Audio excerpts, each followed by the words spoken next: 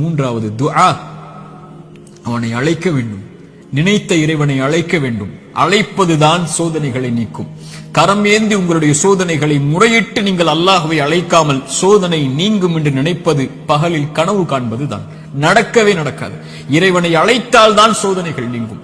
நபிமார்கள் அழைத்தார்கள். நபி யூனுஸ் அழைத்தார்கள் அல்லாஹ்வை, லா இலாஹ இல்லா அன்த சுப்ஹானக் இன்னி குன்து மினல் ஸாலிமீன். உறவுகளை விட்டு நீங்கி, உலகத்தை விட்டு நீங்கி செய்த ஒரு சிறிய தவறால் மீன் வயிற்றில் அகப்பட்டு இருளில் கிடக்கக்கூடிய ஒரு நபி, அவர்களுக்கு தெரியும் இந்த இருளில் இருந்து யாரும் என்னை நீக்க முடியாது, என்னை விளக்கி கொண்டு வர முடியாது. மீன் வயிற்றுடைய இருள் சூழ்ந்திருக்கிறது. உங்களுடைய வாழ்க்கையும் இருளால் சூழப்பட்டிருந்தால் அல்லாஹ்வுடைய தூதர் சொன்னார்கள், யூனுஸ் அழைத்த அந்த பிரார்த்தனையை நீங்களும் அழையுங்கள், அல்லாஹ் உங்களையும் அந்த பிரச்சனையில் இருந்து நீக்குவான். லா இலாஹ இல்லா அன்த சுப்ஹானக், வணக்கத்துக்குரிய இறைவனை, உன்னை தவிர வணங்க தகுதியானவன் யாரும் இல்லை, நீ பரிசுத்தமானவன்.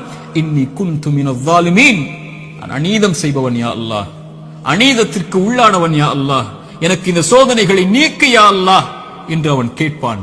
அல்லாஹ் அந்த சோதனையை நீக்குவான். நான் செய்த பாவத்தால் எனக்கு இந்த சோதனை என்றால் இதோ விடுகிறேன் யா அல்லாஹ், நீக்கு யா அல்லாஹ். நபி யூனுஸ் அழைத்தார், அல்லாஹ் நீக்கிறான்.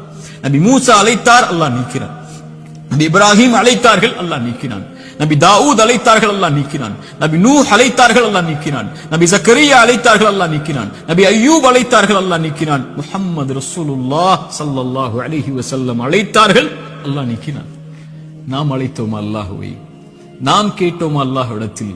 நாம் முறையிட்டோமா, யா அல்லாஹ் இந்த சோதனையால் சிரமப்படுகிறேன், அவதிப்படுகிறேன், கஷ்டப்படுகிறேன், இன்னல் படுகிறேன், கண்ணீர் வடிக்கிறேன், எனக்கு இந்த சோதனையை நீக்கு யா அல்லாஹ்.